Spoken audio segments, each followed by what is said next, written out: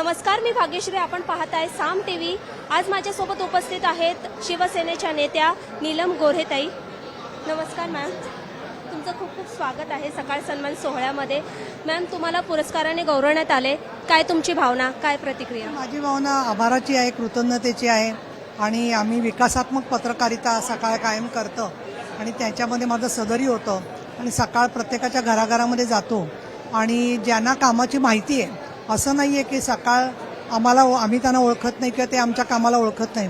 गावागावांमध्ये अगदी पाथर्डीमध्ये असणाऱ्या पत्रकारापासून ते महाराष्ट्रातल्या शेकडो गावांमधले पत्रकार आमच्याशी सकाळचे पण जोडले गेलेले आहेत. त्यामुळे त्यांच्या पुरस्काराने मला आनंद वाटलं. दुसरं, यावर्षीची तुमची मध्यवर्ती संकल्पना अभिजात मराठी भाषा ही आहे आणि अभिजात मराठी भाषेला दर्जा मिळाल्यावर 27 तारखेला मराठी दिन आहे. त्याच्या अगोदर हा कार्यक्रम होतोय, जेणेकरून विद्यापीठं आहेत, कंपन्या आहेत, वेगवेगळी आस्थापना आहेत, यांना कळेल की मराठी भाषेमधला आपण व्यवहार असला पाहिजे. या दृष्टीने मला अतिशय समाधान वाटतंय. नक्कीच मराठी भाषेला जो अभिजात दर्जा मिळाला आहे त्याबद्दल तुमची प्रतिक्रिया काय?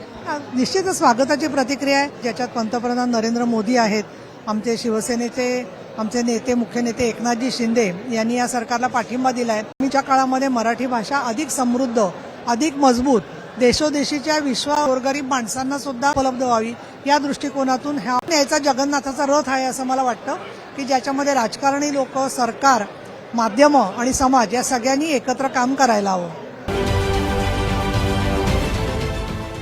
देश विदेशातील प्रत्येक घडामोडींचे लाईव्ह अपडेट मिळवण्यासाठी आता साम टीव्हीच्या सर्व सोशल मीडिया प्लॅटफॉर्मला लाईक, फॉलो आणि सबस्क्राईब करा.